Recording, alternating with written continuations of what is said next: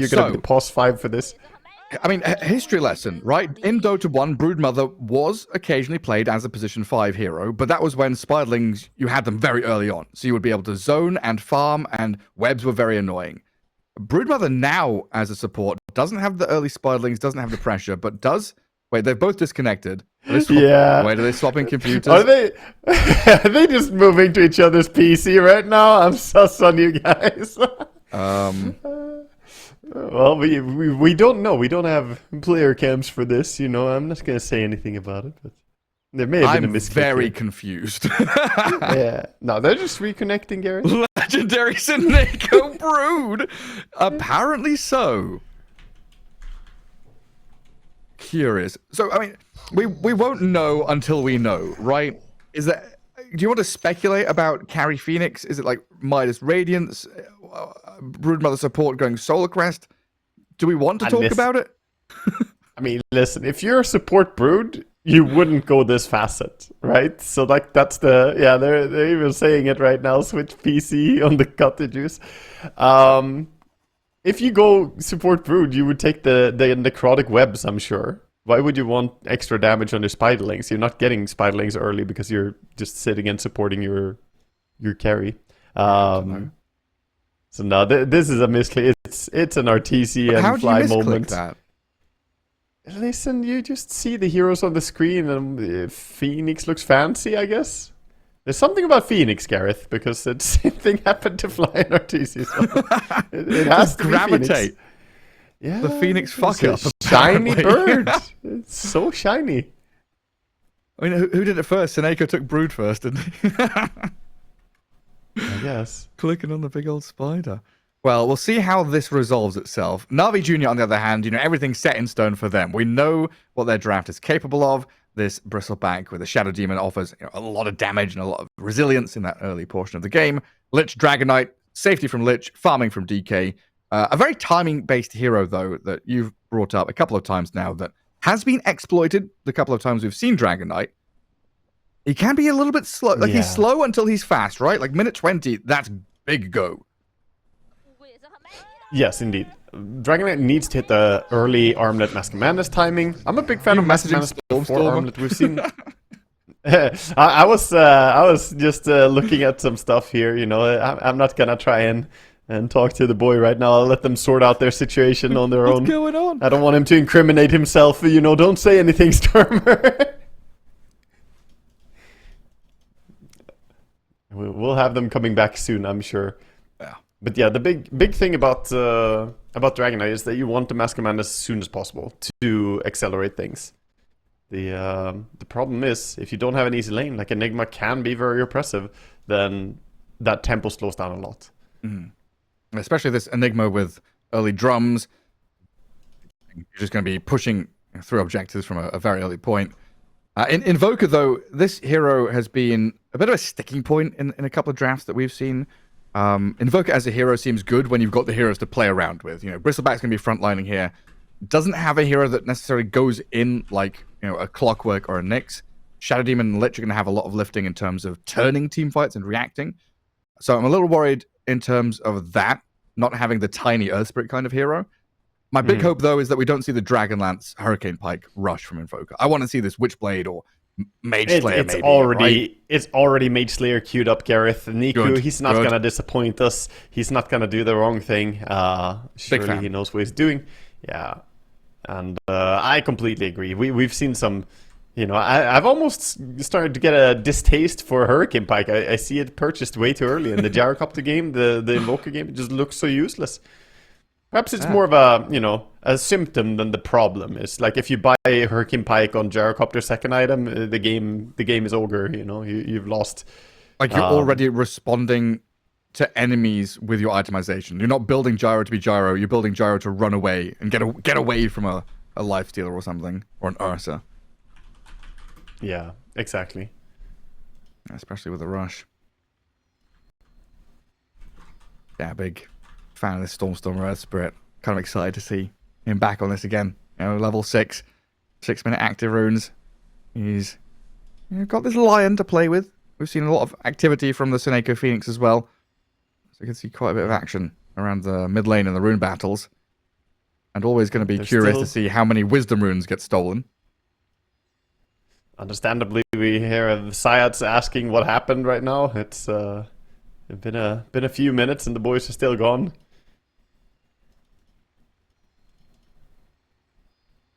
It's silent as the grave over there in the AVULUS camp.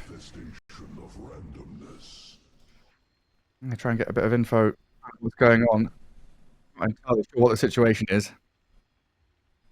A little bit awkward. I think we'll let the admins take care of it. Figure things out and sort stuff as we can go to a break and come back once this is all resolved. So we'll see you guys. Well, you'll see us. Yeah, hello. We'll be here. I mean, we'll see what happens with this. Seems like they need some time to sort out the situation. So we're getting called that we'll take a short little break. We'll be back when this is figured out. See you in a bit.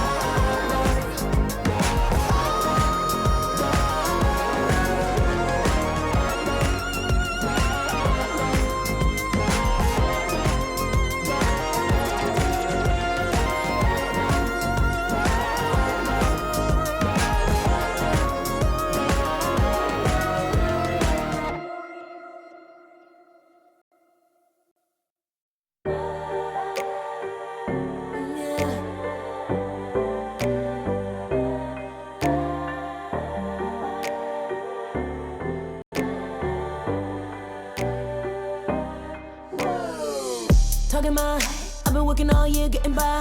Looking for the high, taking all my time. Breathing a new life, feeling fine. Like I don't gotta be something society wants me to strive to be. Got my own energy. So magnetic in the spotlight. Shaping my own world with my own mind. Don't talk about me unless you alright. You gon' see I'm finna real free, protecting my energy. Gotta protect my mind. I'm breathing in new life. It's time that I realize what feels good ain't always right. I'm making changes, I got me a new strut. No more settling, I'm running out of good luck. Never chasing, I attract, I'm busy going up. If you see me, come correct and keep it on the book. Get it how I live it, that's the motto, how it goes. No more riches in it, distance, hit the lotto, I'm the one. Not denying myself anymore, I'm done with it. Sky is the limit, I'm living life with no energy.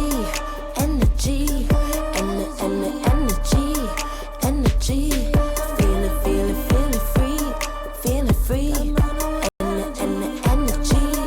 Energy. energy. Gotta protect my mind. I'm breathing in new life. It's time that I realize what feels good ain't always right.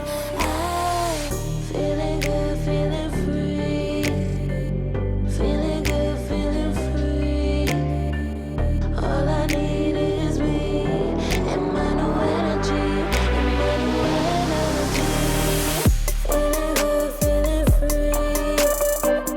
Feeling good, feeling free. All I need is me and my new energy, and my new energy. Feeling good, feeling free. Feeling good, feeling free. All I need is me and my new energy, and my new energy.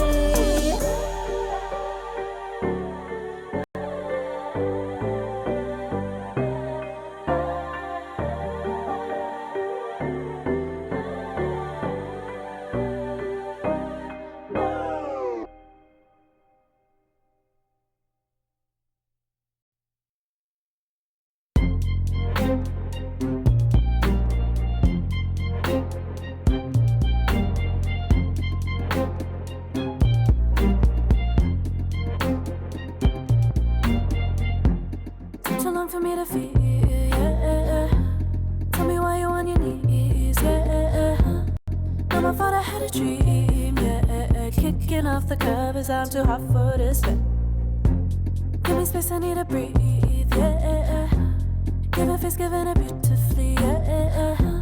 Yeah, it's just me and my clique, yeah. We might be the hottest, but we let you in. Angel energy, let you sit with me. Angel energy, angel energy, angel energy. We got sympathy. Angel energy, angel energy. Yeah.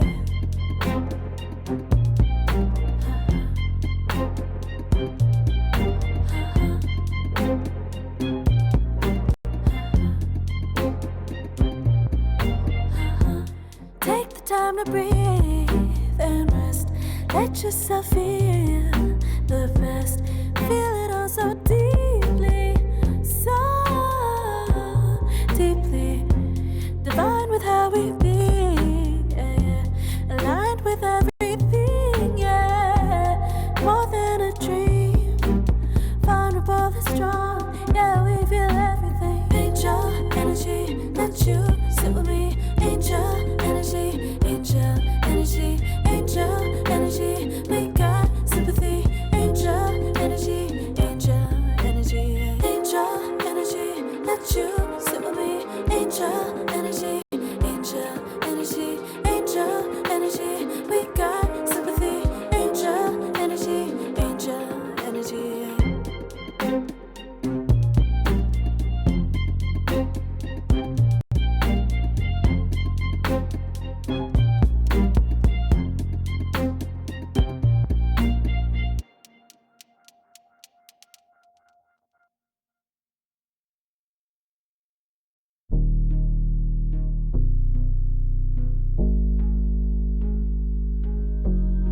Never pressed, but I got the juice.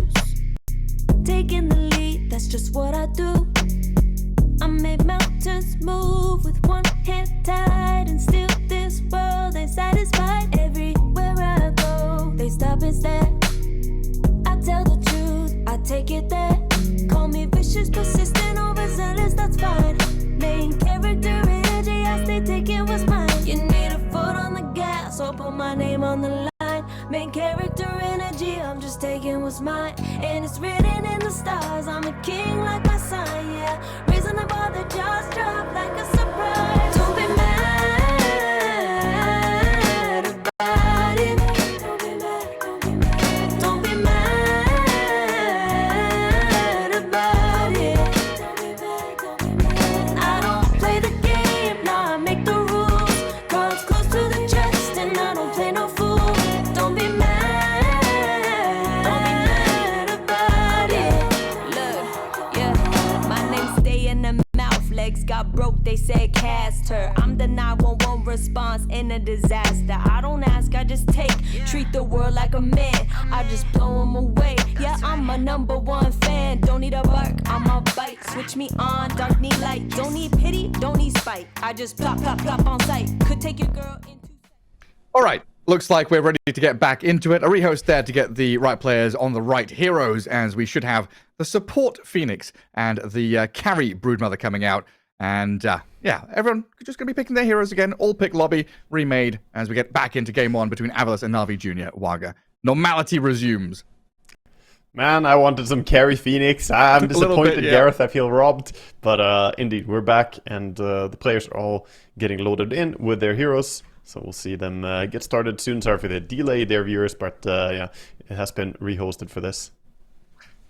And we should be able to get into it and see exactly how they're going to fight it out. A little bit of a break before we get into a proper action here. But yeah, we were talking about the support Brood and the carry Phoenix, but that's out the window. Back to support Phoenix, carry Brood, and the ability of a Brood here to play fast was where we landed on last time. Yeah. Exactly. The Brood should be up-tempoing their draft a little bit and allow them to push more. This is a nasty last pick that, you know, they were probably a little bit ready for. Their heroes aren't necessarily bad against Brood. Now it's just about playing it. We'll see. I think Bristleback should be able to do some stuff against the Brood, but if Brood starts to take over the lane, it could be really bad. NAVI making a bit of a move up to that top Radiant Ancient area. Invoker's the one out on mid scouting, while Enigma sends out some Eidolons to see what's going on. Zibe doesn't see up to this high ground.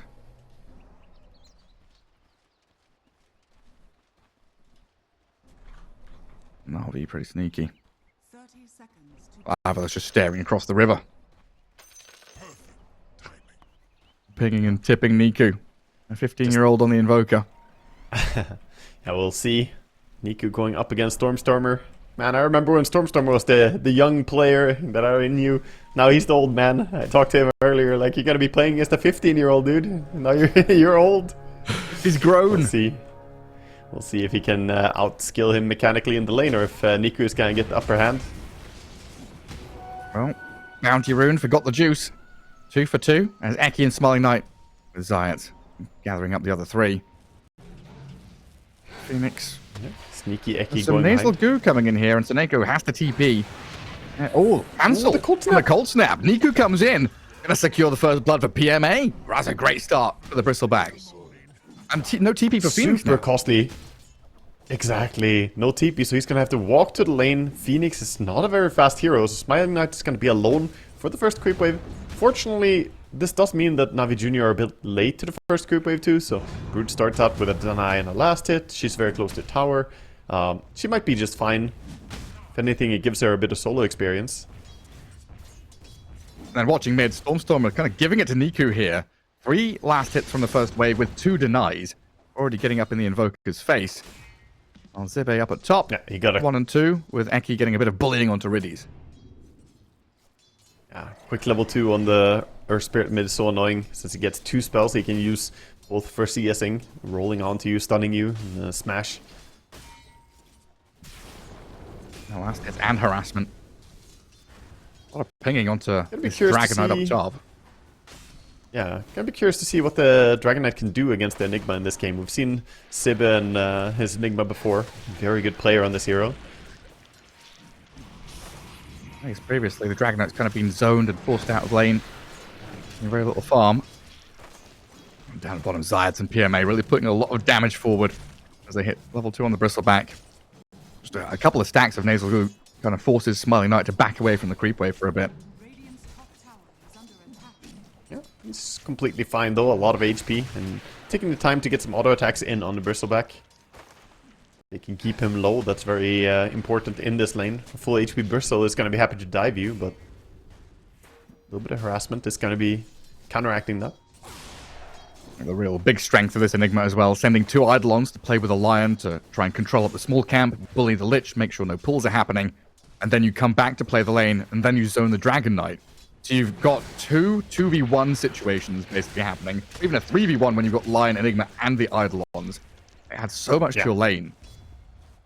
yeah, these Eidolons, you know, you will end up having cleave later on Dragon Knight, but you cannot really deal with them right now. Being a melee hero, just constantly getting harassed. Standing his ground fairly well, but 8 and 4 for CS against the 6 and 6, and there's a lot of dire creeps to be killed still. Enigma is pulling ahead in this lane. And even though they're getting these last hits, they need to buy a lot of regen because they're trading constantly. Like, Eki right now has traded so much through these Eidolons and his hero, the Lion. Seneko bottom. He's going to TP back to his tier 1, so he's not going to feed away a second kill. But yeah, this top lane doing so much here to Red. He's nearly killing him, forcing him away. There's Lich and Dragon Knight. They're going to buy tangos and salves constantly. So that net worth kind of gets, you know, put away into just laning. That's very true. Yeah, Lich struggling, having a very difficult time against the Lion stun. The threat of the Eidolons coming in with him. And that's, you know, stark contrast to this Enigma who buys stats items, raindrops. Yes, yeah, he already has the null talisman, so getting a bit of extra mana regen and being, you know, a universal hero makes sense for Enigma. With the black hole and all, will of course go for his stats. And Eki just walking up. 1v2 is not really the case when the Eidolons are next to you. Yeah, all your friends. Yeah, it's really hard to get any pulls going here. It seems like it's still very even though. This 18 and 3 versus 16 and 7, so a bit of a deny lead for the Invoker. If anything, Invoker perhaps pulling ahead a little bit. Good for AVULUS top, even mid, and a little sad for the Brood down bottom, honestly. Not off to a great start here, with Phoenix giving away that first blood, and Smiling Knight having to play into a Bristleback lane. Yeah, they chose to pick the Brood, but Bristle is, as I mentioned, a little bit worrisome for Brood in the lane. And in particular, later on in the game. Once he gets the Aghanim Scepter, he can easily kill those spiders. Actually, he went for a Snot Rocket build, so he's going to be going more the Lotus Pipe build in this game. But still, the Quills are very good against the Spiderlings. Oh, Dragon Knight gets protected, but is he fine? It looks like he's just okay, but like, what kind of life are you living now? Getting handed tangos by a Lich, just trying to survive and stay in a lane?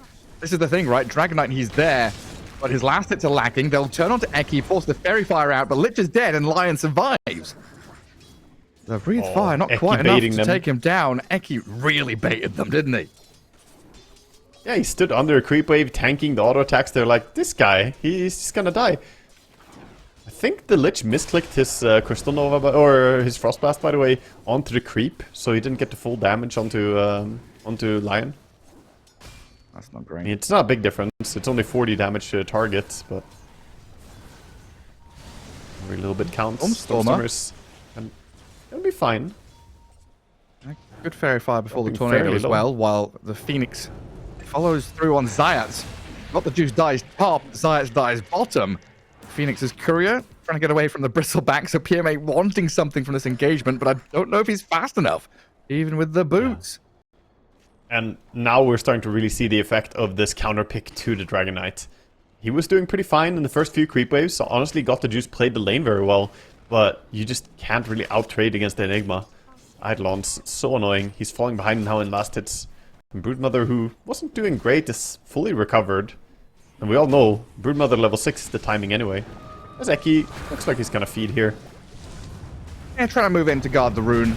Stormstormer will come in and trade out for Zayat. Dive from Seneko, EMP placed by Niku, but there's Magnetize going. Stormstormer, he hit level 6. They don't have any more stuns though, so a good TP out from Niku back to Fountain, as Riddies does get enough distance. Gets away from the Earth Spirit there. Very nice. Cool and calculated by Niku, just TP's out.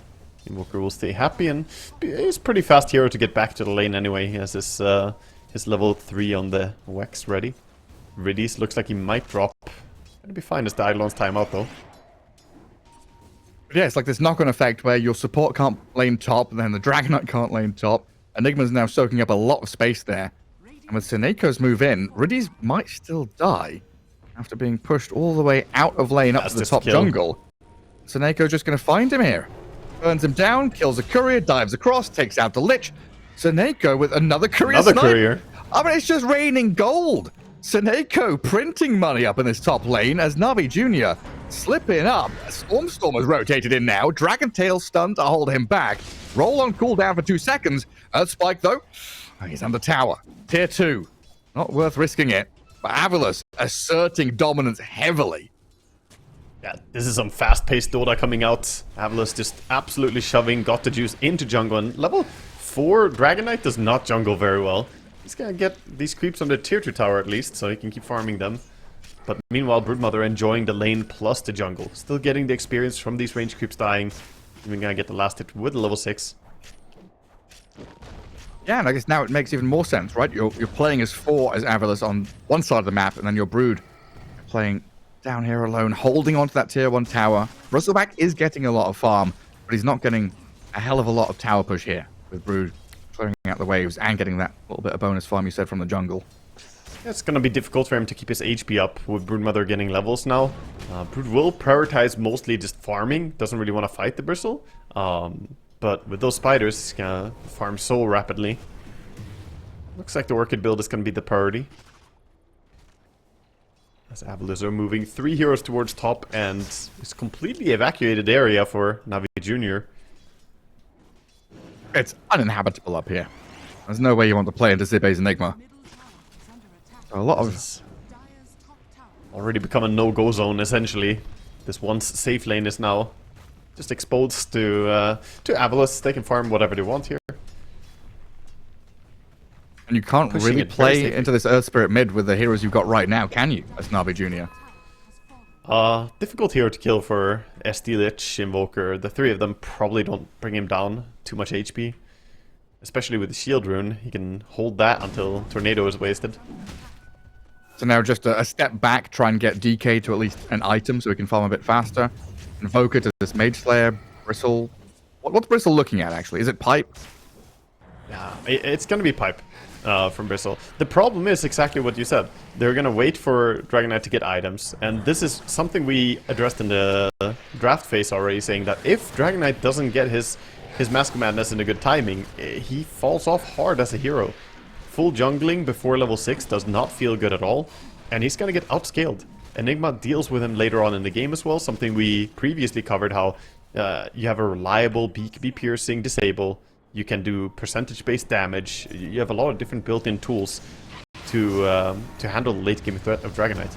Bottom though, Knight now feeling very bold as they spot the Invoker as they were rotating into that lane.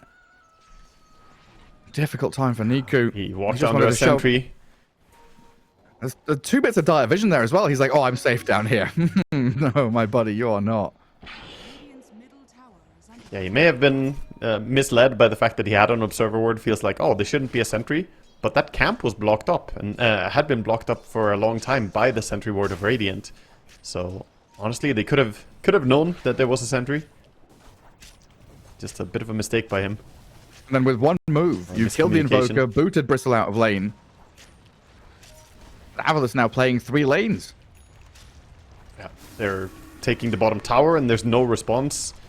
I'm very concerned, Gareth, that this is a goo build Bristle, which is meant to enable your carry, make them strong. We've seen it work really well with PA, but with Dragon Knight full jungling, who are you enabling? This physical damage amplification for who exactly? The SD and Lich are not doing it, and Invoker is not necessarily right-clicking that much either.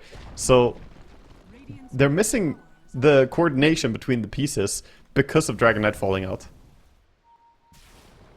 Yeah, I don't know, it's really hard, right?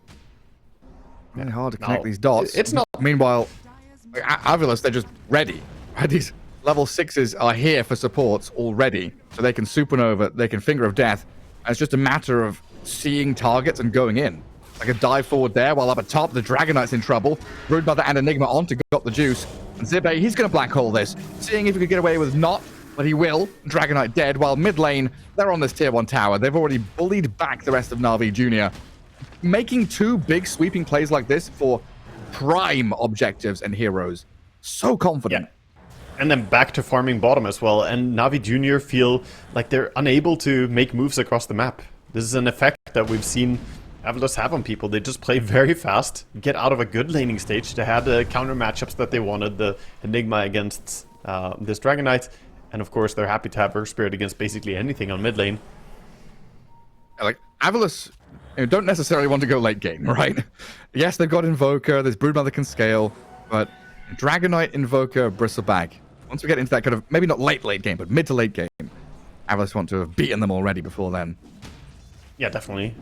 Yeah, they've got good stuff scaling, to be honest, on AVULUS, but as you mentioned, the draft is more late game oriented for NAVI Junior. Now the pace of these heroes is starting to shift towards top. We have Invoker and Lich going together. The Lich with ulti. This is the first big moment for NAVI Junior. And they see Seneko dewarding. They don't want to go and reveal themselves for a position 5 Phoenix, but they might just have to. Seneko, I think they gotta.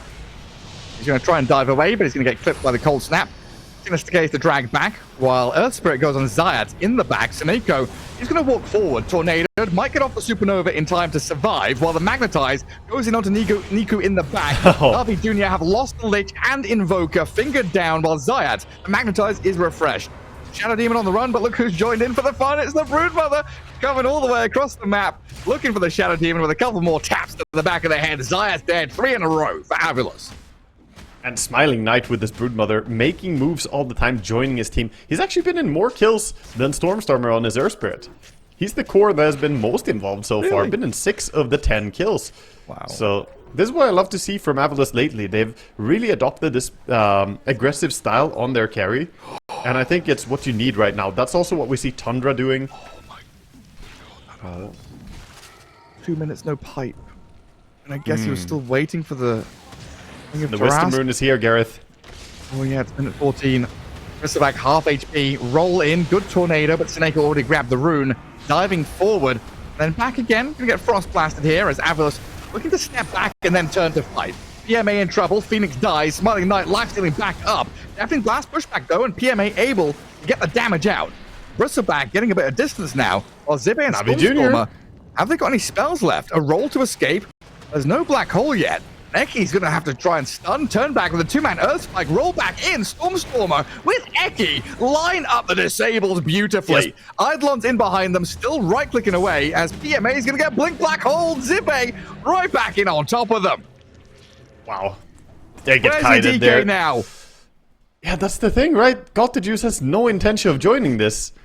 Doesn't have TP ready, TP top, been farming, and understandably so, he wants to recover, but this is exactly what we mentioned. You just didn't join your team, and it's a 5v4 engagement, and honestly, they played it really well. Even without Lich ulti, they basically won that fight on the side of NAVI Junior, then they overstep towards the very end, get baited a bit, and punished hard for it. Everything gets just pulled away again.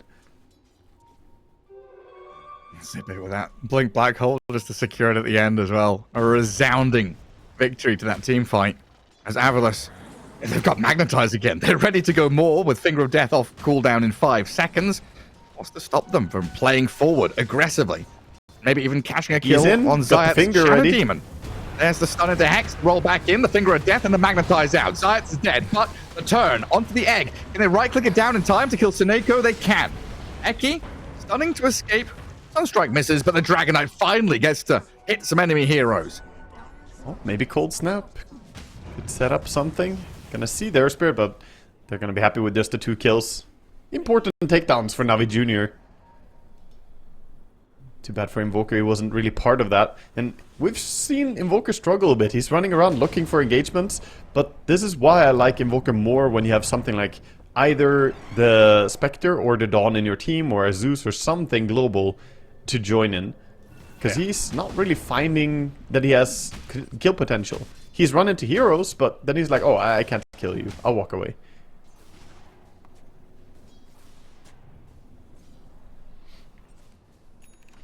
At least he has Mage Slayer.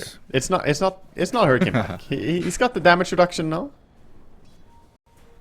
Very true. Well, that's why we need this. You know, Earth Spirit, tiny hero, ties everything together, makes a nice big group hug. It really does connect all the heroes. Like, is going for the same build that we saw before, the Blade Mail into the Sanjiasha. A bit of a new adaptation. We haven't seen that much recently, but the Sanjiasha is just on the rise. BKB is old news. Yeah. You'll still buy it, but it's gonna be SMY first.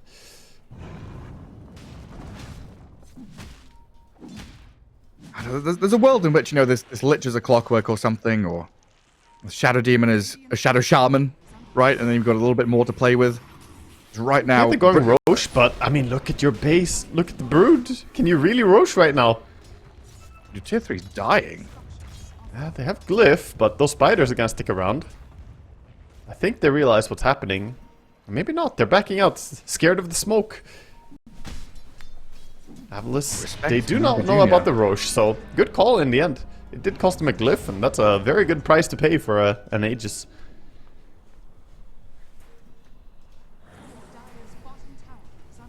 Does mean the spiders are still on your base. And now no Glyph. I'm going to come back and defend. Bristleback with Aegis, going to be able to frontline a bit better for NAVI Jr. now. A little more wiggle room for the Dragonite to keep on farming. They're 6k down still. It's always scary when AVULUS have all the green lights lit up. Yeah, green lights, and they have the blink daggers to enable that as well. The blink and Boots of Bearing on the Enigma. We have the blink on Lion. And Phoenix, of course, basically has built-in blink. You got the Icarus dive anyway.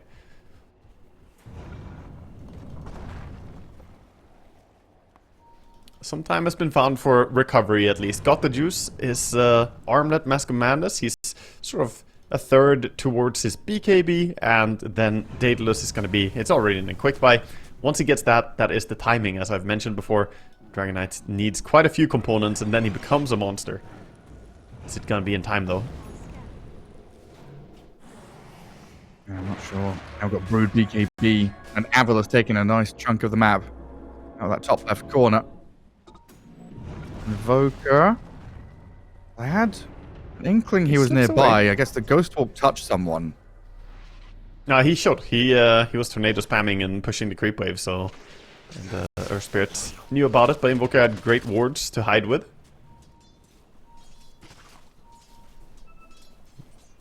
Defensive tools are starting to assemble for the side of Dire as well. When you have Dragonite, you generally want to put some big buffs on him. We've got the Lich Frost Armor, got the Glimmer Cape on Shadow Demon, Pavis on Lich. Once that becomes a Solar Crest, DK will hit really hard and fast. And this is where things have slowed down a bit now. AVULUS not keeping that tempo up. Aegis, that nice Roshan play from NAVI Jr. has bought them more time to hit their timings. AVULUS trying to spread out across the map and keep a couple of lanes pushed in towards NAVI Jr. to open up these avenues of attack. Could expose themselves here as Zippy's Enigma is going to get away from NAVI Jr.'s defense of the top jungle. While Broodmother and Lion farm through the high value area here with the ancient stacks and farm. NAVI Jr. can't quite get to. There's a dire ward though. They're under a ward and the smoke is coming. NAVI Jr. on the attack. Looking to connect. They even saw the Earth Spirit coming down. Target is Broodmother. Enigma's pretty distant here. So AVULUS a 4v5 and Bristleback with that Aegis. They're going to fall back a little bit. There's NAVI Jr. really defending the Tormentor area. And another smoke. This time AVULUS' turn to step forward. Oh, this could be big. Riddies and Zayats, they are the backline, and they've been scouted. Jump, the Hex, the dive, the Finger of Death on Lich. They don't finish him off yet. Riddies can turn and fight. The Bristleback onto this Storm is dead. Earth Spirit as the Dragonite shreds him. Riddies finally dies. Egg is there, though. Can't be focused down, so Tsuneko lands it. A 1-for-1, but NAVI Jr. much happier. Defending their Tormentor, killing the Earth Spirit. And now AVULUS relying on his Broodmother to frontline. Yeah, and they got the Wisdom Rune as well on Zayats, so they can back out with that. Doesn't look like they want to hang around, though. Gonna back out and vacate the area. This does give a chance for AVULUS to go for one of their classic Tormentor steals. They do love taking away the enemy resources. They're gonna go for it. Sure will. Pinged out by NAVI surprised Jr. that they left the area. They still have Aegis.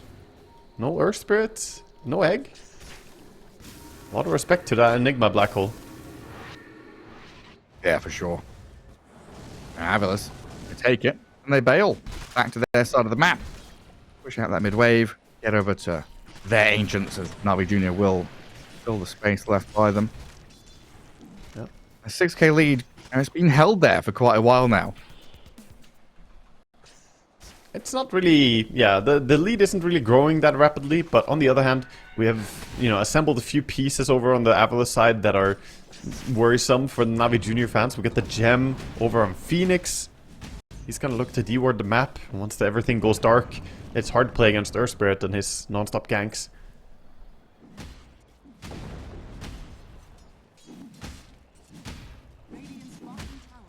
Phoenix looking for the high ground D ward. SD is around, but he's pretty alone, so can't really stop it. Snake go. Help of the spiderlings. Gonna come in and D ward. As Aegis gets reclaimed for the Bristleback. So Navi Jr. lose a little bit of their confidence, perhaps. Yeah, go on this Bristle. They're playing forward here. Bristleback very resilient, though. Hard to bring him down without some heavy commitment. And we've got a pretty heavy timing here for Navi Jr. BKB on the Dragon Knight is ready. As Bristleback steps up and plays forward in towards the Phoenix. Flying Knight and Stormstorm are wrapping around in behind them, stancing the Shadow Demon. He can't save the Bristle. There's no disruption of the PMA, so the dive forward and this Brute's damage is enough to kill him. And now Zayat, the opening here for AVULUS, expertly used. That was so nicely done. It was a little bit fortunate for AVULUS. Lion TP'd in mid to try and help out, and he was just barely not caught out by Niku's Invoker. He was hiding behind the tree line. Invoker didn't see him, couldn't cold snap him. Now Invoker gets caught top. Enigma dodges the tornado. He could set up here. Earth Spirit is coming. Does he just black hole this? What, the tree line? Niku? He's into the tree line, hiding, TPing. But he's not going to find him. That looked like black hole because he was starting the channel animation for the Watcher. I thought he was going to start the black hole. I got hyped for a second, but no. Lifts his arms, starts waving them around. Yeah, only to take a Watcher. What a letdown. I got the juice on this DK. He's got his BKB. Halfway towards Blink. It looks like it's still going to be a while until he hits that Daedalus timing, which really feels like the big item, the Dragon Knight. At least Blink Dagger will be big. If he connects with his Blink onto something like Lion, or even going onto the Phoenix with a little bit of follow-up, then that could really skew the fight in their favor. He's going to be the one getting gone on, but he has Lich behind him. Frost Shield is there, but that doesn't protect you against all this massive magical damage. Got the juice, is going to pop the BKB to protect himself while Zibe black holes this Bristleback. Sunray, damage out of the Supernova landing. Now the Broodmother arriving again, diving in. Stormstormer looking to kick and kill this Bristleback with a finger of death. So they get the eventual takedown on him, but that was a lot expended. Yeah, a lot expended, but from so safe distance. Now chasing for more. Bristle does have buyback, so they need to be a bit cautious not to get punished with the dive. Dragon Knight regenning up. You know, he was also on death's door there. They're looking to finish off this tier 3 tower, even through the Frost Shield. There's a glyph for Dire available as well. However, that's great damage. Poke at it with the spiderlings. Still hanging around. No black hole available, so could be a good fight for Navi Jr. if it connects, but they're going to back out now. AVULUS really showcasing their long-range damage as well. Phoenix with an ulti placed pretty far back, but close enough to be useful. And the Sunray from the ulti with the shard, but also a Sunray after the ulti, doing tons of damage. And then Lion finishing up the Bristleback with an ulti. Just, I don't know, I've seen it several times now. Eki just saying, okay, screw you, and fingering someone from far away. Did Bristle manage to hide his courier? A couple times now, this Bristle is just sending courier to side shop, and it's sitting there in the wide open. Yeah, I got sniped with his pipe on it. He wants that Lotus Orb. At least he has his pipe and a plate mail, so he got the important parts, but the full Lotus Orb is going to be very useful against the Orchid. Also to dispel some of these effects, the Earth Spirit, Enigma, Phoenix, plenty of things.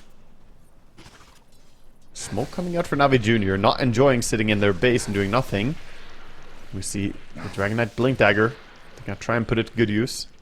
Yeah, they don't want to be using Dragon Knight BKB defensively to run back to Fountain. They want to be blinking, BKBing aggressively onto enemy heroes. Dude, what is the map read from AVULUS though? How do they tell that they're smoking right now? Like, sure, mid creep wave is pushing in a little bit, but how is that different from the other times when they were just farming jungle on the side of Navi Jr.? What a good read that they were smoking there. I guess it's like, no, you know, there's no ancients to farm. We can see the ancient camps. Yeah. Nobody's there. There's no creeps to hit, so DK must be up to something. They've been off map for quite a while now, Navi Jr. Show on the top wave, but AVULUS, 3 heroes in that top left corner, 2 by their tier 1 tower. ready to spring into action from multiple angles. As the Observer Ward's getting de-warded. TMA. Ooh, it's all a bit juice. They jump the Phoenix and blow up Suneko. He's got buyback available here. And with Roshan alive, he's going to pop it. They want to fight around this. With Stormstormer going in, a massive magnetize. His BKB protects stun him. whiffs. Well, Aki stuns the Bristleback. Stormstormer rolls back on the DK, though, and the physical damage is substantial enough to bring him down. Earth Spirit gone. And where's the turnaround for AVULUS? They're just going to lose 2 heroes in a row. Broodmother sprinting away. Phoenix, who brought back, still around that Twin Gate area. Heading down bottom now, not wanting to face up against NAVI Jr. Whew. Phoenix barely getting out with his life. Fortunate there's no vision on that high ground where they could have blinked onto him. But that fight was all a bit early for AVULUS. They had BKB on Enigma's courier back in base. So Sibbo was saying, guys, just wait. I will have BKB ulti. I can do stuff. But meanwhile, the Phoenix gets jumped. The Earth Spirit commits and goes in.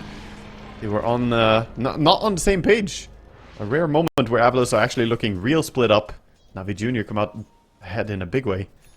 Yeah, now 2 Roshes, 2 Aegises for NAVI Jr. 1 to recover in the game, and this second one potentially to get out ahead. But AVULUS still packing a punch and fighting back, even into NAVI Jr. by their ancients, and Zibe with a black hole on his Dragon Knight. Oh, the cancel out with the Sinister Gaze and the DK, he survives it. Tanky enough with all that help and buffs from his team. Broodmother running away there. I think he had to hard commit. They had that kill if he kept going, but he thought he was gonna die. And then the saves come in. We see the Lotus Orb being used, the glimmers, the protection. That was another costly moment. Black Hole now on cooldown. This does solidify what you were hinting at. NAVI Jr. taking advantage in this game, being the ones who are going to be ahead. Yes, for now it's a 2k lead for AVULUS, but at this moment I will say NAVI Jr. definitely ahead in this game.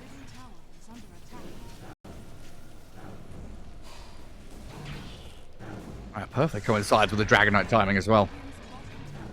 This DK becoming an absolute monster now after a very rough first 20 minutes. Not getting to play his hero at all. And now, in minute 30, actually dishing out a hell of a lot of damage and very difficult to contend with. And a massive window now with no black hole available. Means AVULUS are heavily on the back foot. He's toughed it out. He toughed out the hard part of the game, and now he's enjoying level 18, so he's getting really strong. Blink, so he can go on these supports. And, of course, the damage soon about to kick in from the full Daedalus. Just 800 more gold, and he will have his Daedalus being delivered. Smiling Knight's still going to keep this map pressure on as much as he can. But NAVI Jr. coming in behind him and the Phoenix. A quick and easy one with all the spiraling gold, +9, +6. As Smiling Knight's TP is cancelled into the Sunstrike, Sinister Gaze, a double kill. Forgot the juice. A Dragon Knight popping off now. And Broodmother with the no BKB TP there. Had BKB ready, didn't use it. Disrespect against the Invoker, who punishes it with the Tornado. And now a line drawn down that top lane. Is there still a Tormentor there for them to go and steal? There sure is. That's the thing. AVULUS is so happy to steal the enemy stuff, and sometimes, you know, their own resources are going to be available for stealing. So, got the juice, eyes it up. Back to bite, yeah. Takes it quite easy. And Daedalus arrives.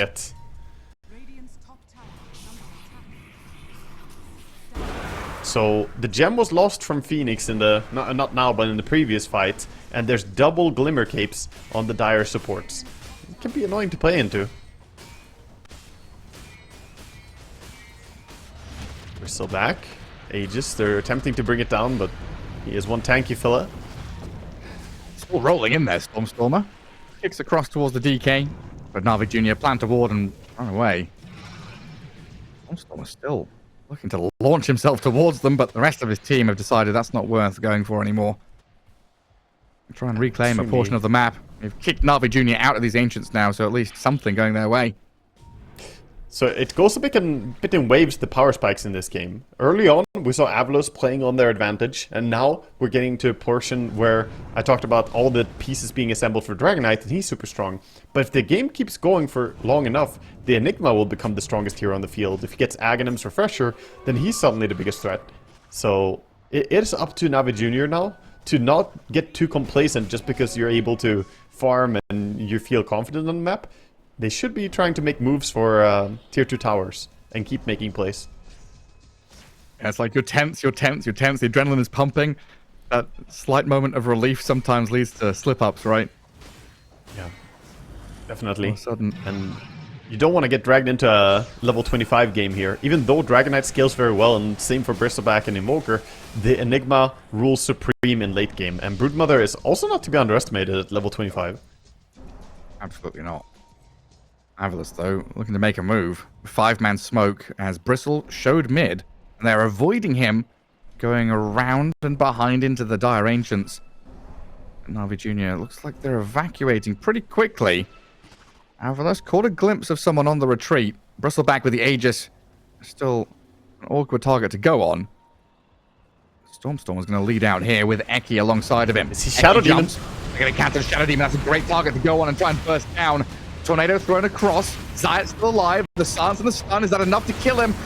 He's done. DMA. Aegis gone as well. 500 HP remaining. The jump back in by the Dragonite. Zippe, the Black Hole on the DK with the Brood by the wrong side. Save out with the disruption though. Dragonite kept alive. Zayat came back in with the buyback. Save's got the juice so he can turn and fight. But the stun's in control. He's still low. This Lion keeps him locked down while Smiling Knight dies to Zayat on the side. A Tornado flies out towards the Phoenix and got the juice blinks in. Dragontail stun, finish him off. Phoenix down and the Lion gonna follow them.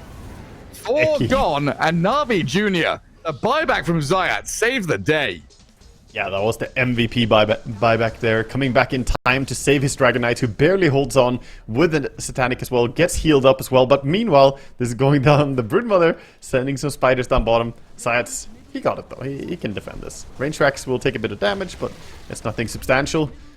More meaningful push is down the mid lane. Finally biting back and getting a tier 2 tower removed. The Dragonite really showing why this hero, once he gets to this timing, can be so potent. Yes, you've countered him in lane, you've made him miserable for 20 minutes. But the DK gets there. He's basically got his royal flush itemization. Not only does he have absurd DPS, but he's also incredibly hard to kill. You have all these defensive tools, the Disruption, the Frost Shield, you got the Double Glimmer, Solar Crest, and on top of all this, he has Vindicator's Axe while being a Dragonite. So his armor is going to be absolutely crazy when you go on him. Yeah, as long as he pops BKB, there's nothing to worry about. Or Stormstormer. This is painful. Hex into Dragontail. Earth Spirit pops his BKB and rolls away. TP home. Sunstrike missed there. Actually was the difference maker as well. He was 500 HP on the Storm Spirit. Oh, on the Earth Spirit, sorry. Would have died if the Sunstrike wasn't off the mark. With all big the crossbow in the middle of the map.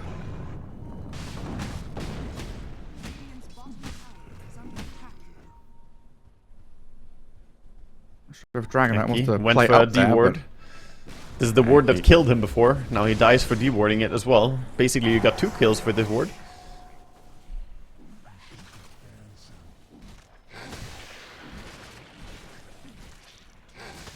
Nighttime now, and Roshan potentially up in 30 seconds. That's what all the scribbling's been about from the Dragonite, saying, hey, top left corner, that's where we need to be. You kick Smiling Knight out of here, kill these Eidolons, push the wave. Don't let AVULUS set up around a Roche Pit fight with Black Hole coming off cooldown. Make them work for it. I think incredibly key item just completed for the Broodmother. This Nullifier is going to be so good against the defensive spells coming out from Dire. Also gives him a bit of armor so he doesn't just evaporate when Dragonite looks at him. He does otherwise have that effect on people. Is that an insta-spawn on Roche? Stop looking. Again, I stopped looking and he's just like, oh, Roche is alive. Yeah, I never pay attention to that little thing because, you know, it's so easy to not think about it. It was a fast spawn at least. I saw when it was like 30 seconds to go to fast spawn. Stop looking. Now he's back up again. There he is, the big man. NAVI Jr. going to take it, and AVULUS no intention of coming up here. Quick and easy takedown.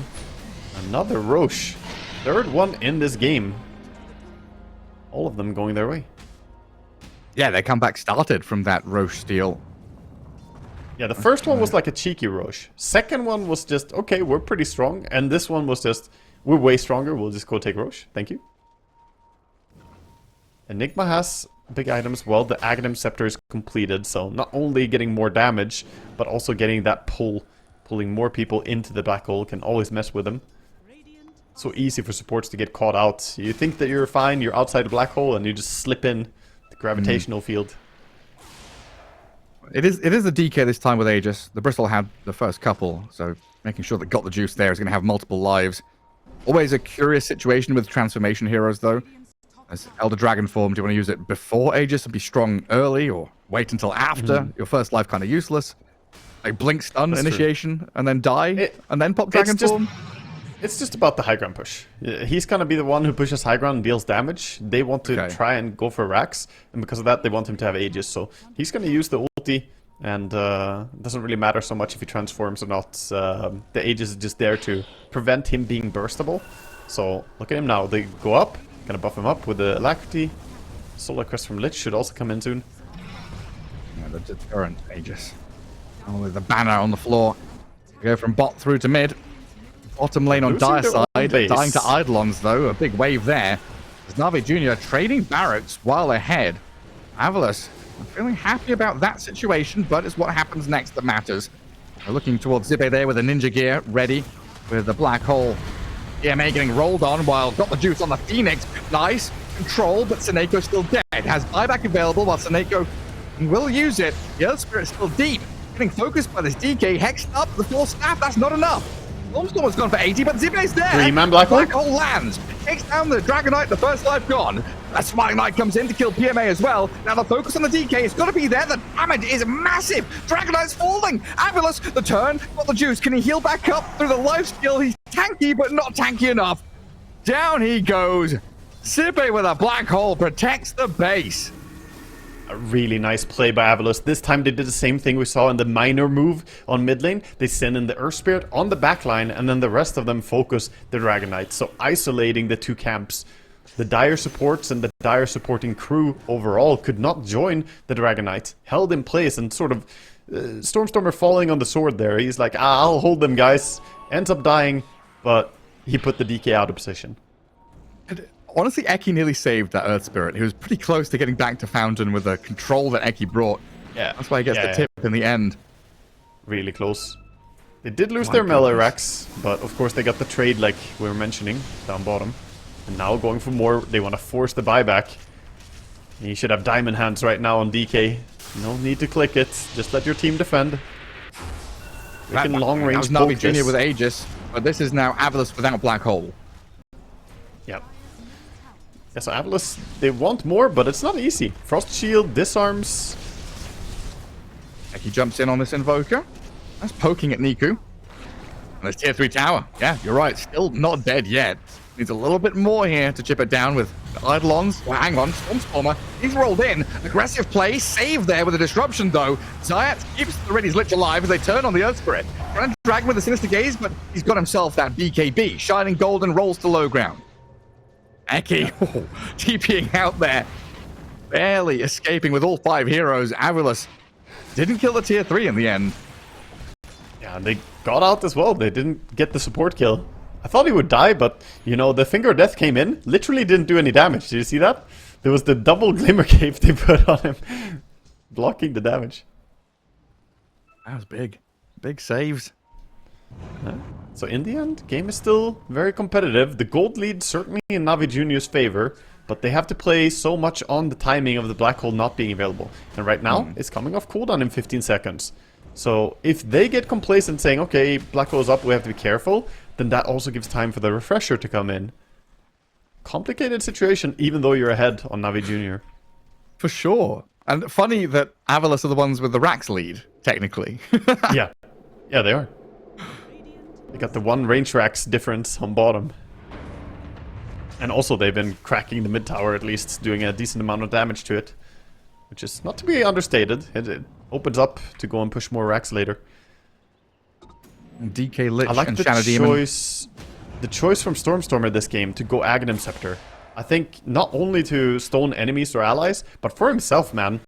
He is playing this role of going into his center and holding the enemy people in place. So if he has Aghanim Scepter, he can then turn himself into a rock and just not die like he done the other times. Yeah, he's the hockey enforcer, right? He's going in there, battering people, making sure that his carries aren't being touched. That's true. Bit of fisticuffs between him and the other men. Smash some face in. Some teeth on the floor. Yeah, NAVI Jr. taking that portion of the map, bottom jungle, in through mid. Trying to play with the advantage they've got. AVULUS always looking for moves. Smoke up and a play out of mid. While Dragon Knight isn't really joined here with the rest of the team. Zayat, Shadow Demon break. He wants to die away. back. He's gonna fall here. He bought back in the previous fight, right? So he's gone for 90. He has it. He has it. He has it. Okay. Is it that he did long buy back, ago? but it's longer. Yeah. Finger of Death. Time has passed. Lion gonna get turned on. Bristle back in Invoker. Misty Gaze with a Chain Frost. The stun for the Dragon Knight. Stormstormer. The Black Hole. Sibe. He's got the two of them. The three inside. As Smiling Knight opens up with a save from Zayat. Flies back to keep the DK alive. Now Got the Juice can turn and fight. Brood versus Dragon Knight. Then Knight wins. So Nako gonna come out of the Supernova. Dive away now. As AVULUS lose 3 cores. He got the move slow. This dire side, still going to find Seneko. Eki runs away. A triple kill for Got the Juice. Massive that's fight the for dieback. NAVI Jr. The Phoenix cannot join this fight. He bought back along with the SD.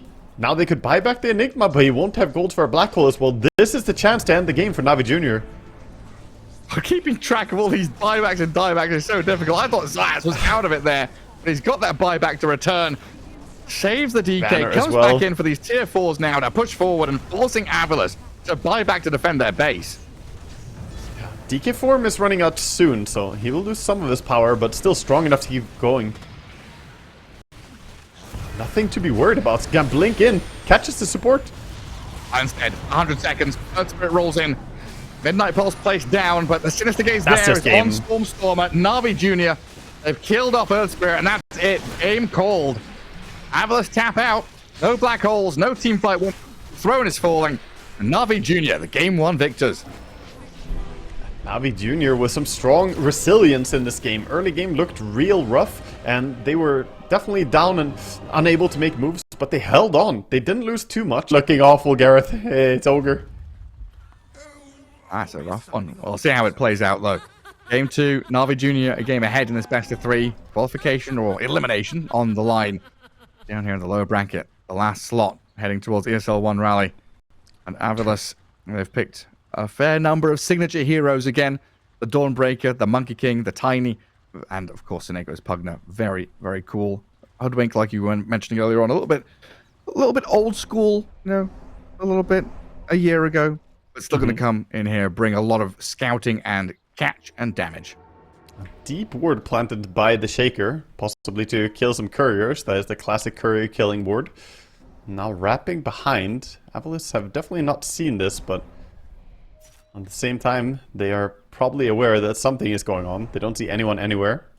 Stormstormer knows there's no vision planted mid, so kind of signals possible level 1 moves.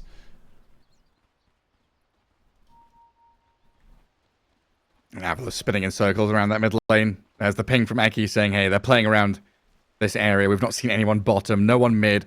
There's no wards or vision to see the Watcher was Tiny. traded now, right? So now they know. The Watcher was taken before by Monkey King. It's now reclaimed by Zayat and the crew. NAVI Jr. moved back. TA through the Twin Gate. Top runes gathered up by Zayat and Riddies. And the Break of Dawn there, going to see everyone out across the map. So Monkey King knows that the Earthshaker is just above him here. Says hello to Zayat. Smiling Knight wants to do some harassment, but he's actually going to get blocked up. So blocking the enemy Fisher. Oh, is that enough? I'm not sure that's enough. Those creeps got around it. A little bit awkward. Yeah. The Fisher block failing. Yeah, we were wondering if he's going to block his own wave so it hits the tower and then it's kind of pushed back. Doesn't manage to get it done on the dire wave either, so now Timbersaw's in a rough spot.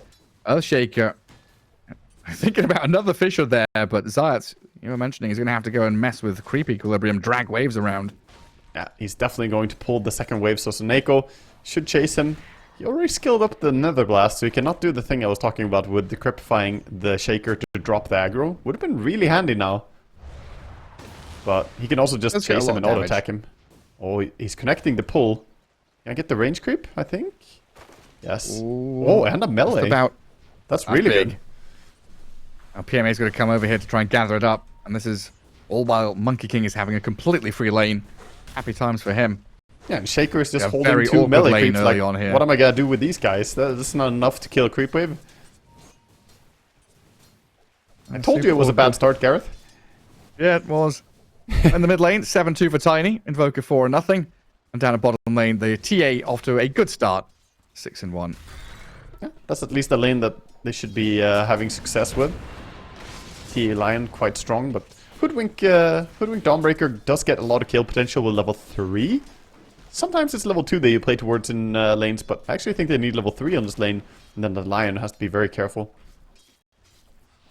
I mean, you've got to be careful here with the Celestial Hammer over the... He walked out. Acorn shot. And the Bushwhack, but Riddy's just going to feel the pain at level 2. Some of these AVULUS heroes gathering up first blood already. Yeah, he got way too far out there. Nice bit of traded damage at least. TA lands some side blades to harass, but... Good start now for AVULUS on 2 lanes. And as for mid lane, which we haven't talked about so much, Stormstormer is doing great in last hits. 12-4 against the 9-1 on the Invoker. It feels like this is often the case. Like the first 3 minutes or so, right? Tiny, melee hero, big damage. Gets a lot of early first last hits. Yeah. Then Invoker gets, a double Wraith or a Wraith and a Null in this case. And all of a sudden starts picking up the pace. Ooh, Stormstormer got the double water refill though. Allowed to get the bottle fill up. Niku's chasing him to try and do some harassment. This is really good by Niku. This aggressive play, he's not going to his creep wave, instead just dealing damage to a Tiny. That's how BZM played against Niku, so Niku, put that in his back pocket, said, okay, thank you, I'll do the same thing going forward. Learning the moves. Well, down at bottom lane, got the juice, dragged back into that Bushwhack, Starbreaker damage good, not enough to kill, but puts the TA out of laning now, basically. Riddy's has 1 Tango and a Lotus to hand over, but AVULUS, very strong down south. Riddy's pulls the creep back to him at least, doing the aggro pull for the TA. They have the small camp, but not able to go for pulls. And then up at top, Seneko contesting the wave that's dragged back by Zayats. Timber's farming reasonably safely now away from the Monkey King. That's now top 3 last hitters all on the Dire team. Tiny having a great time at 20-7. 19-5 Monkey King. At least Timber starting to lag behind quite significantly. Yeah, at least Timber not really struggling that badly. He's got good CS, 17-1. So even though the shenanigans didn't favor them at first, he's managed to keep his CS high.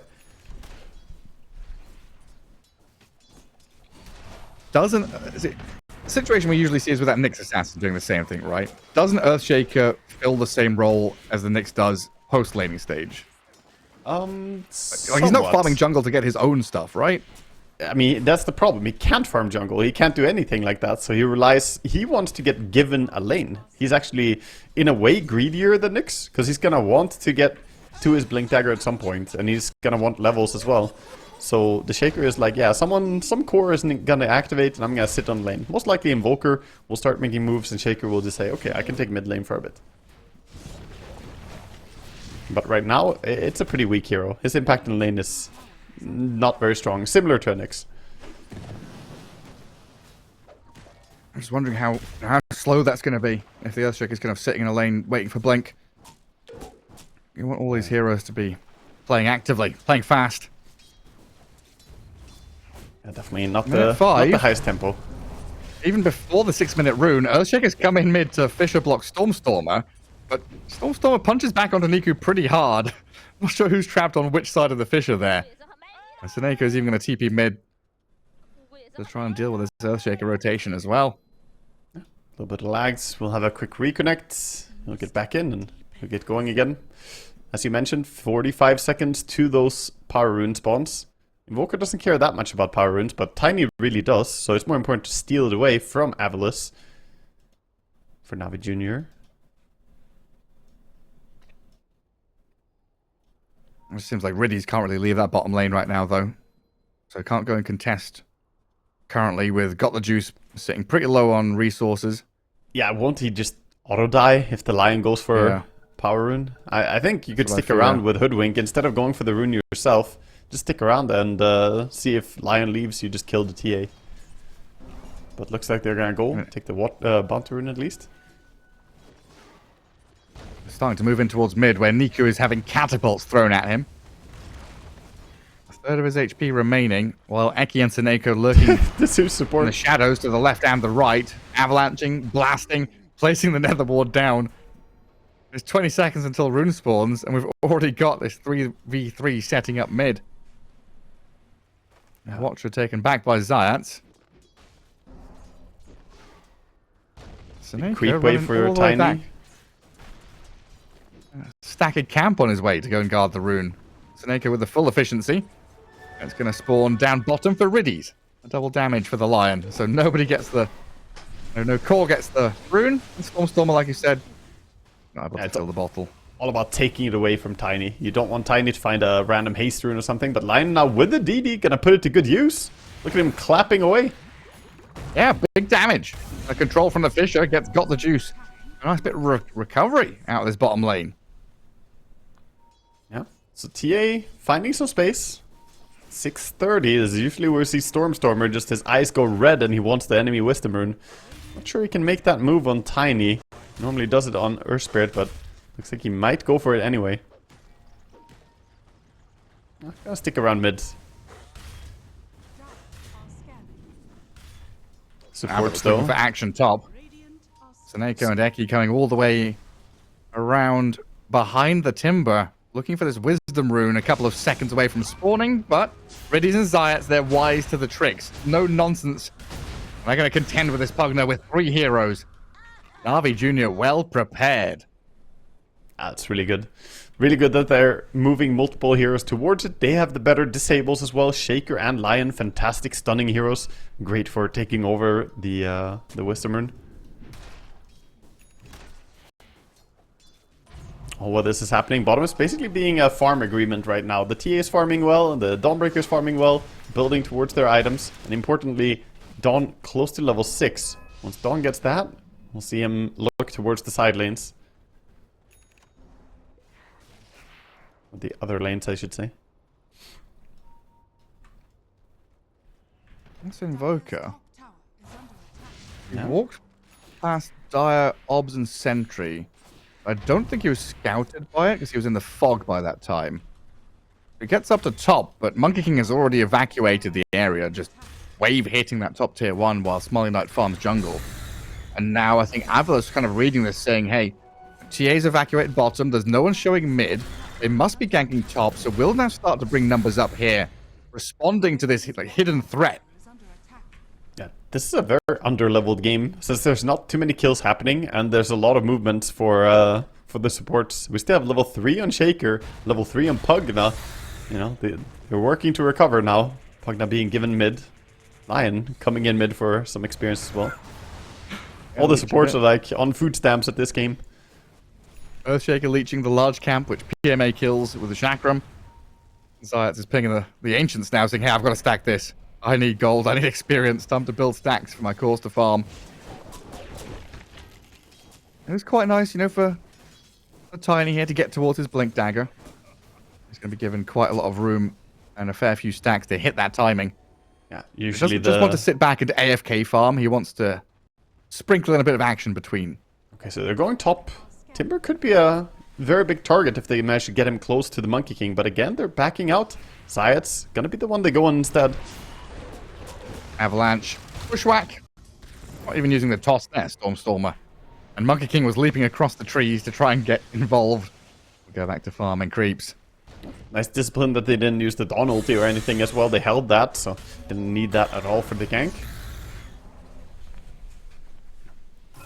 And for now, NAVI Jr. are just trying to build some net worth, whereas we see AVULUS be a little bit more active. Haven't seen much out of Smiling Knight yet. Sometimes we see these Monkey Kings get hyper involved, but 10 minutes pass by and no move through the gate to try and collapse on the TA. We've got a Solar Guardian now, slamming in onto Eki to help this Hoodwink go on to Riddy's Lion. And the Break of Dawn is there, scouting the Earthshaker and the Invoker heading over across towards this fight that Stormstormer wants to join now. Defending the Dire Ward from being denied. And get on towards Zayats with an Acorn shot, but they can't land a Starbreaker. Avalanche is too far away. Now in comes the Timber Chain and PMA isolating Stormstormer down to half HP, getting blown up by the Timber. Down he goes, but in comes the Wukongs from Smiling Knight. Tornado holds back the Monkey King, so Niku's fine. The Fisher blocking out AVULUS. Their approach is halted. And NAVI Jr., big kill, nice turnaround. Got the juice, slays the Hoodwink now. NAVI Jr. with good punishing moves. Nice Fisher blocks, you know, they're controlling, kind of reacting to the dive coming out from AVULUS, and Stormstormer finds himself a little bit isolated on an island there. Had the Arcane Rune, wanted to keep spamming tosses, but we see the value of the disables kind of kiting him. A hard one there for AVULUS to approach and get done. I mean, this Solid Guardian felt a little bit scuffed to start out onto a Hoodwink to try and kill a Lion. Things devolved from there on out. The TA right now down at bottom lane got the juice. I thought this was just a bit of poking from long range, a hammer thrown, an Acorn shot there, but then it turned into a bushwhack and a rotation from the Monkey King. Almost gets on top of the TA to take her out. And NAVI Jr. bringing the Invoker down here to hold on to this tier 1 tower. Might be a go from AVULUS, though. They're still ready with this Acorn shot. Go on him. Bushwhack into hammer, gap close onto Niku, and Invoker pummeled down. Tsunenko's the one to get the last touch. Very nice takedown. Now they can go for the tower. They have the catapult as well. Meanwhile, Stormstormer was allowed to do quite a bit of damage to the mid tower, and he's trying to control the runes. Fisher's gonna stop him from going for the top rune, so he's left with the 50-50. Does he get the bottom one? He does. Locks out. Yeah, it felt like NAVI Jr. bringing Invoker down there was like, we're going to defend this tower, we're going to bring numbers, and then no one else came, huh? No, that was just let's save my TA. That was it. TA, you know, gone on. Invoker wanted to react to it, but maybe they had TP cooldown on the supports at that moment. Science does get that mid lane. Working on his Blink Dagger. 1800 away. Timber close to Kaya. So some items in the next few minutes coming up for NAVI Jr. Level 6 on Lion. Also, Shaker ulti ready. Two supports definitely want to get involved in some kills on the side of NAVI Jr. But it's going to be AVULUS again. Grouping and making a dive. Or looking for a move at least. With this Invis Tiny. It really is a slow, low farm, low level game, isn't it? Usually it is. 30 minutes in, Tiny, even with this Soul Ring Bottle 1 phase, is much closer or has Blink already. Yeah, the lack of kills, the lack of action is kind of hurting AVULUS a bit in terms of how they usually play. And NAVI Jr. finding a lot of wiggle room here to get these greedier timing heroes to get to their items. It's a low farm game for everyone except for TA. TA is very happy. Sitting at 7k net worth, looking pretty good. Gonna have a good Deso timing. The moment she gets that, she can join her team. Combo, Sunstrike, Finger Death. Yeah, totally worth it for the kill. Great setup by this Earthshaker and Lion. And that's over on the enemy side of the river. A couple of Radiant Obs wards spotted it all coming. So they play forward, then they dip back, control the lanes, and keep this farm rate up. Really, he's going to protect Niku in this mid lane. The choice to upgrade into face boots on Tiny, I'm not sure that it's worth it. I feel like the Blink Dagger gets delayed so much when you go for the face boots. We see a lot of brown boots, Tiny, go Blink Dagger, and I'm a little bit more of a fan of that. They failed the bottle refill. Specifically in a slow game like this, or always? No, the game is slow because he didn't go for the Blink. If he had the Blink earlier, they could have done some more stuff with him and Dawnbreaker together.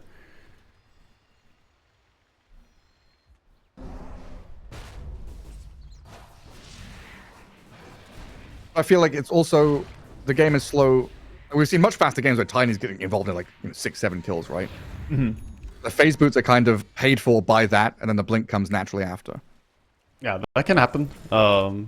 It definitely can, but even then you don't really need to go phase boots in a fast game. Tiny just rolls on non-stop getting your toss off, which, you know, yeah, Phase Boots allows you to get closer to enemies, but you just need to be close to literally anything you can toss. It can be a creep, it can be an ally hero, jungle creep.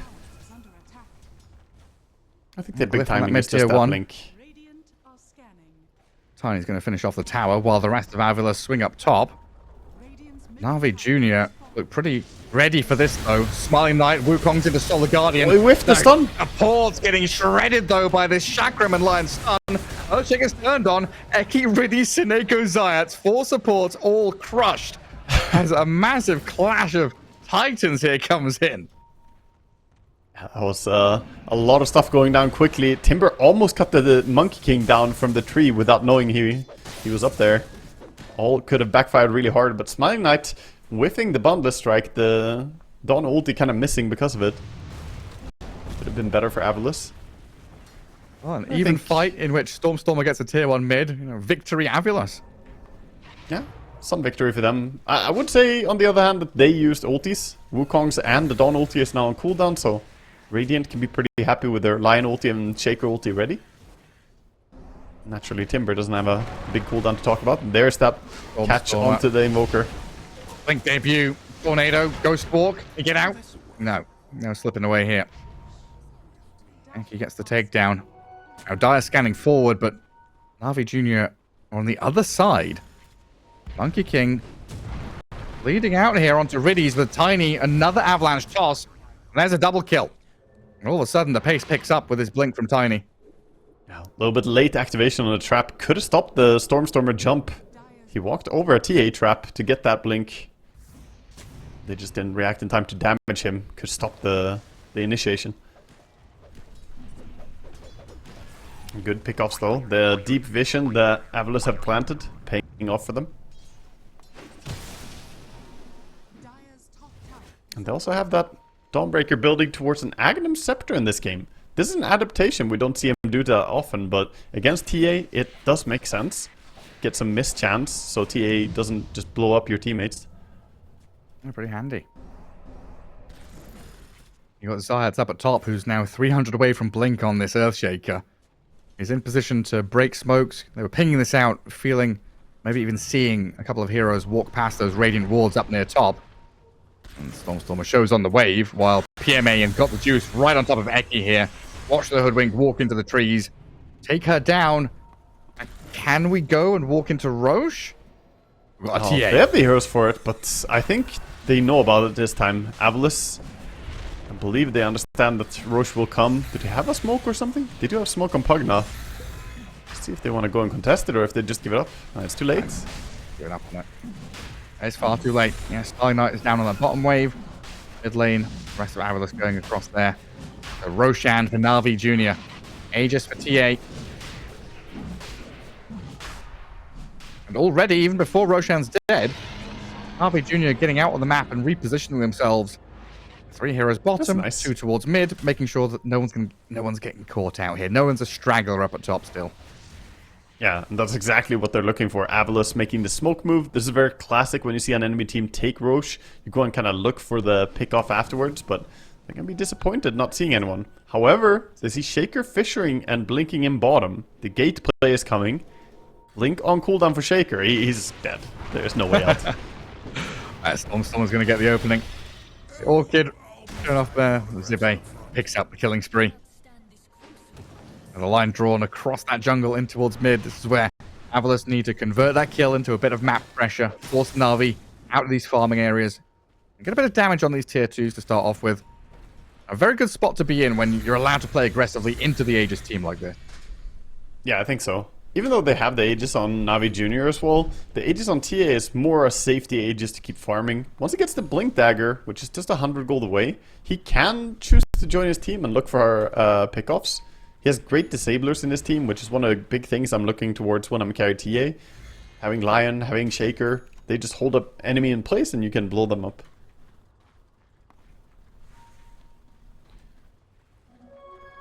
PMA's Aghanim Scepter. Earthshaker's Blink Echo Slam. The timings here leads to a smoke from NAVI Jr. Ready to play out of this mid lane with the TA showing mid, holding Aegis. She'll hit into the tier 1 tower while the rest of them go fishing in behind. But it looks like AVULUS, no concern about this mid lane. They'll be playing out on the sides, getting what farm they can. But once the dawn breaks, it's like, hang on, where are these Radiant heroes? Yeah. They know they don't see anyone, and they're under a ward right now. Storm in danger. Can they catch him? Fisher? Oh, they catch both? Long range catch. Ekian Stormstormer, Echo Slam from Zayat into the damage out of this Timbersaw. Finger of Death, not quite enough yet, but with the arrival of the rest, Stormstormer down. I like how the call was made by Sibby. He's like, nope, I'm not going there. No Dawn ulti for you. You caught out. Your problem now. Dawn finishes the Aghanim Scepter. If he had Aghanim Scepter, I think he would have joined that. And they would call for TPs. But otherwise, it's too difficult of a fight to take. You know. And it is flying out now, though, so could have been close. Yeah, well, could have been. A minor lead building up now for NAVI Jr. Dead even in kills, but there's 3K net worth leads starting to pick up a little bit as they farm out 3 different waves at the same time as they push this tier 2 tower top. No response. This is going to be a tower just falling for AVULUS. TA using that Desolator. Quick damage. AVULUS, they're going to use this time to kill off the Tormentor. 3 heroes here. Slowly but surely whittling it down. Finding the shard for Seneko as he'll top up the Smiling Knight Monkey King. At least they have Pug now for that extra resource immediately afterwards. So Monkey didn't waste a bunch of time. Doesn't have to go base. I see a little ping from Syats. He's like, guys, maybe a Tormentor? TA comes over. I would like a shard, please. I'm just a Wii World Shaker. TA's gonna solo it, huh? Is that what Shaker's talking like? That's a support Shaker. That's what he sounds like. Core Shaker's got the base. Base and tremble. You know? There we go. What I expect. He does have the shard now, so he has turned himself into that core shaker. Ah. Okay. Wonderful. Yeah. As long as initiation even scarier. I'm not a support. A little bit of a lull for AVULUS, finishing a few items, but now comes the smoke. I never expect AVULUS to be like AFK farming for more than a minute at most at any point in any game. And that was getting close to the 1 minute mark there of AFKing. So they go again. Itchy fingers, man. Yeah. They've got spells to cast. These cooldowns aren't gonna hit themselves. Good read by NAVI Jr. They know about this. Holding the high ground, sitting on it. TA traps ready. Has silence on those traps as well with the shard. I just shove that mid wave. Important one there. It's going to see who's going to come back and defend it. And then NAVI Jr. can prep themselves in the enemy ancient spot. Take down that tier 1 bottom lane. Farming enemy ancients. Cutting away a bit of that resource out of AVULUS's portfolio while the jump on is hoodwinked. Stuns. The damage is there. Right, so the Aegis time's out. Good pick off for NAVI Jr. as they move towards bottom tier 1 tower on this. TA just ready to take away all these towers. And AVULUS, they want to take fights when Aegis is gone. Especially before TA gets BKB. It's a good timing for them. But with the Hoodwink dead, they're waiting for the respawn. Yeah. A bit of downtime for them. It definitely has been very different AVULUS here. Do you think being a game down in a best of 3 elimination game, are their nerves on show here? Or are they being safe? Too careful? I think NAVI are just playing well.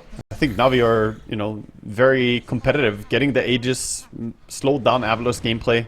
And also, this Timbersaw is going to be a big hero to look towards in the next fight. He has Blink, Aghanim Scepter.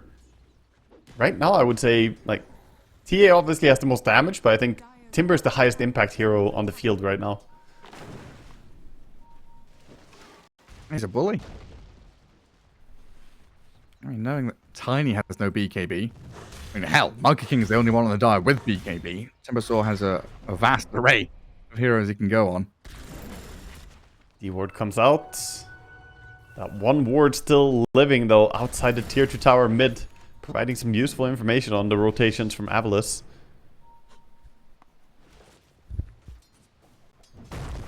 And Zayat, very boldly, shoving out that top wave. The Dire Vision saw him coming, so the preparation was already there. And AVULUS, not just the Tiny, but the Solar Guardian too, while Smiling Knight arrives from the right-hand side. Zayat's going to give them a couple more stuns on his way out. I guess a wry smile as he gets caught. Hoodwink on the other side, though. The trade. Eki, wide out in the open there. Eki just trying to get away with pushing out lanes, but very dangerous to do so. I think he got spotted by a trap heading into that spot. Just punish him. Looks like it. Dawnbreaker pulling the trigger on that ulti as well does give a moment for NAVI Jr. to go for a kill. They know about it. Heading over. Got the juice looking at this creep wave, honestly. They're pinging the creep saying, hey, push this lane all the way in, and then we can meet at the mid-tier 2 tower. There's an objective to go get claimed over there, and they've pinned AVULUS back into the outer rings of the jungle. Dota2 is doing a fantastic job with CSing in this game. 322 last hits at 25.58. That is some really high farm. Closing in on 18,000 net worth. And BKB pretty close. 100 gold away, and this tier 2 is going to give it to him. Can send it out now, so doesn't have Aegis anymore, but he will have that extra protection. Meanwhile, looks like Smiling Knight is just working hard on the Nullifier that we see him having queued up. It's not... I mean, there's the Timber. We don't have another Dispel for his Aghanim Scepter. Other than that, it's just a Glimmer Cape. It is insanely good against Timber, so I think they're waiting for the power spike of getting Nullifier, so that Timber isn't this immortal monster. It's honestly been a bit of an odd game for Smiling Knight on this Monkey King. You know, he pointed out early, wasn't really getting too involved. This Orb of Corrosion into Maelstrom. You know, he had an okay laning stage, but there was a lot of shenanigans from this Earthshaker dragging stuff around, so he never got to play into enemy heroes. And quite quiet from the Monkey King so far. He got no kills, Gareth. Just supports. Well, he's trying to become James Bond, isn't he? He's only one promotion away. Wait, is it a promotion or is it a demotion? Isn't the first agent the best? Well, here's the jump. All the Guardian heal, saving Stormstormer. Is it enough? No. Got the juice, has got the damage. Takes him down while Eki's chased by the Timbersaw now. Trees all being cut down, but Hoodwink skirting around the edges. Sliced in half. Squirrel stew for dinner. And we see exactly why they want that Nullifier. Timber just goes in, doesn't care about anything in the world, and they do not have a way to kill him right now. Until the Dispel is there, he cannot die. And here's the problem. The Nullifier is coming up soon, but he will have BKB on Timber as well, and just 1,000 gold.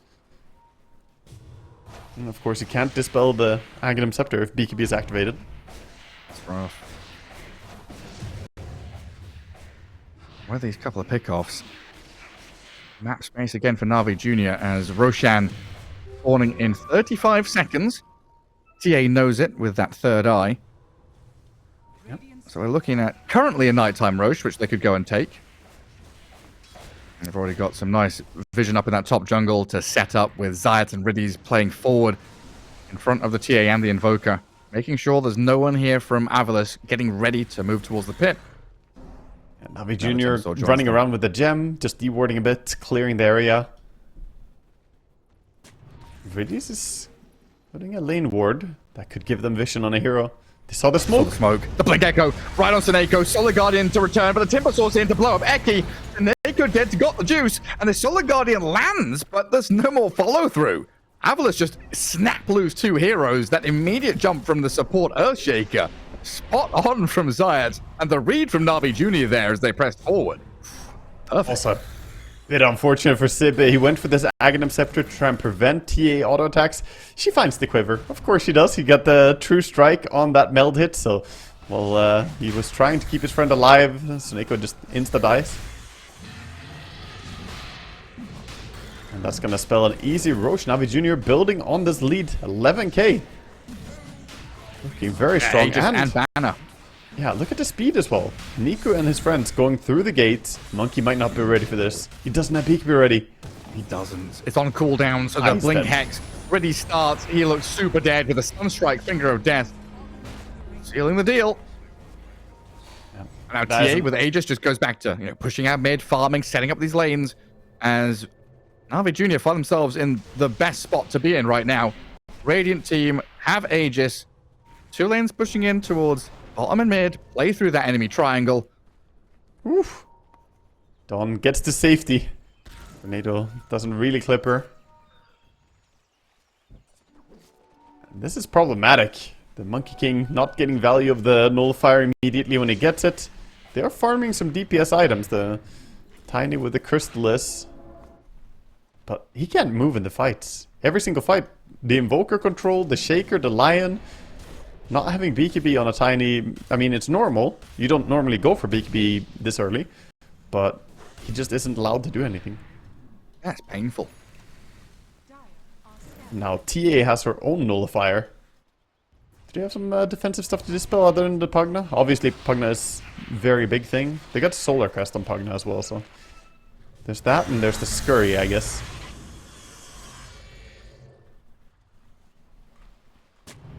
There's no force stats or anything yet. There will be one on Hoodwink eventually, but nothing yet. Seneko trying to do Seneko things here. Blasting from high ground. That's the tower kill, but Niku has come across to squash a pest. Enough ratting, Mr. Pugna. I'm just going to decrap and life drain, but suck Niku has your a way out of tornado this there one. to cancel it out. Easy takedown for the two boys. NAVI Jr. already getting ready for the next fight, you know, pinging, hey, we can play forward in this top jungle. Riddies is setting up. Nice gem. It's giving them so much value on the map. They're getting bored a bit. The game is too easy for NAVI Jr. TA is going for that Tormentor steal as well. So we see all of AVULUS just hunched up in their base. So difficult to get out right now. The vision disadvantage is enormous. TA traps everywhere. All their wards are very aggressive as well, which is, you know, how AVULUS want to play, but it's not the gameplay you can facilitate right now. I was wondering, Monkey King was thinking, AVULUS not going to go and contest that Tormentor straight away, as it looked like the GA was going to start on it. Instead, it's a much more systematic, push the waves, Zayats. Here's the timing, Gareth. Triple BKB is up. He disassembled Echo Saber. Tiny has his BKB. The 3 of them just need to get in on TA, but they need to wait for Aegis first. That's the problem. The duration of the Aegis is really problematic for them. But if they jump in with Tiny and Monkey King, and Dawnbreaker holds the ulti, throws that later, even if TA has BKB, she will not be able to deal with the Dawnbreaker stun from the ulti. So that's basically their game plan to bring this game back. Still a case of finding the TA, though, which has also been a problem. Oh, yeah. Such strong front line, right? You've got Invoker, Invis scouting. Zayats and Riddies are like permanently smoked on the front lines, just looking for you, glimmered or smoked, hunting. Timbersaw, of course, with his chain and BKB, can gap close on you. What? I missed the Fisher there. Zayats doesn't catch the Hoodwink. Nearly finding like it would hit trees. Crazy. Misconnection. Looking at their own Tormentor now. Okay. Definitely nice to be able to find that. They're TPing over. Zayas is on the way. Glimmer, blink. Oh, this could be huge, dude. Oh my god, this could be big. The Fisher's going to block them off. Zayas stunning them up. BKB thoughts from Stormer. Smiling Knight. BKB TPs. They've killed off Eki. AVULUS, they had to spend a lot just to disengage, and they lose the Tormentor in the end anyway. It could be worse, I guess, for AVULUS. That could be a whole lot worse if Shaker got closer and could ulti on top of them. He used it to stun with the shard. Looked like a whiff ulti, but not really. He was just stunning people. Still a high ground push. Glyph forced out and got the juice. Even with the Glyph up, he found a target to kill the Nether Ward. Another round of refraction here. 2 BKBs on cooldown. Tiny doesn't have his. Monkey doesn't have. And TA, Aegis, and BKB. But this lane is just dead. Only 30 seconds left on Aegis, but yeah. No Hoodwink, no BKBs. NAVI Jr. They want to go. They want to go to the US, man. They want to go to LAN.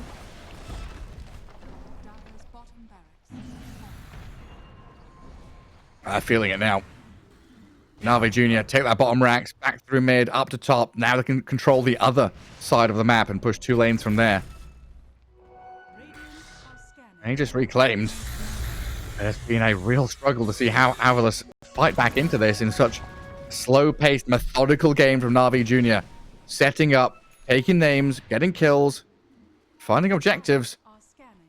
AVULUS have not ticked any of those boxes. They're playing a great game overall in NAVI Junior, though. AVULUS, they're struggling, but I think they're just getting outplayed. Oh, look at that. NAVI Junior even fermenting some wisdom runes. Always love to see that. Yeah, time to have a little bit of fermentation going. Of course, wisdom runes get stronger if you wait for the next cycle before you take it. They're waiting to pass it over to TA, I think. He wants level 25. Got the juices calling. Give me my experience. And a Tormentor as well. PMA with a shard.